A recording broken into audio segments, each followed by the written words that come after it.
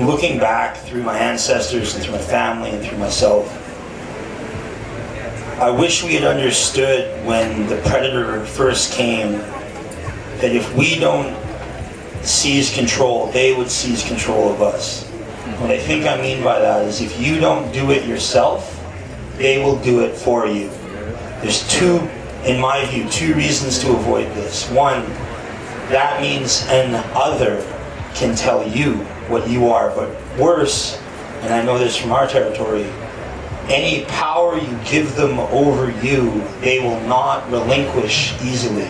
It will be a struggle for generations to get back what was always yours. Following on that point, I wish my people had seen and understood the power that comes from defining something. The map of the law in the form of copyright and patent and national and international legal structures are maps, but they have power. It's like a weird kind of magic. And unfortunately, in the 21st century, we too have to bring good spirit to that system. That's the challenge of modern law.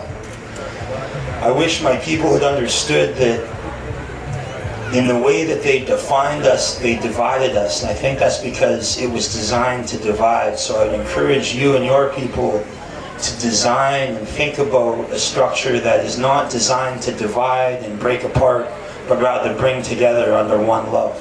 And I don't know how that works, but I do know that that's a good principle, because what this, and this is related, this card describes rights, but it's this that describes responsibilities for me, right? And the thing is, what if this card had to carry both?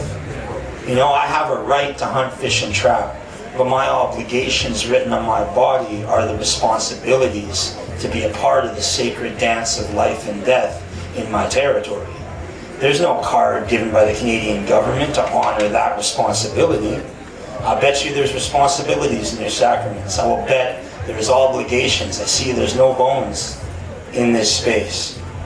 Those obligations, maybe you can't define them, but this card that tells me what I am in the eyes of the Canadian government as a status Indian has nothing to do with the obligations I carry as Echo Dene and Daneza. So maybe there's something there that you need to avoid. If it's a card that only has rights but no responsibilities, it becomes a tool for division.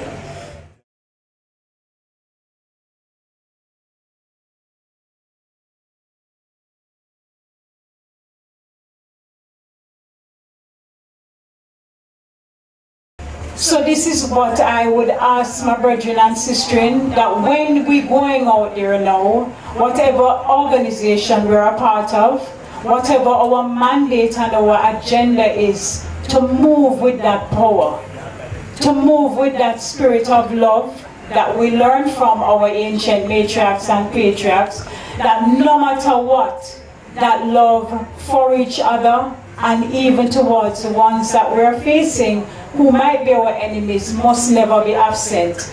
That is what we have used to break down a lot of barriers.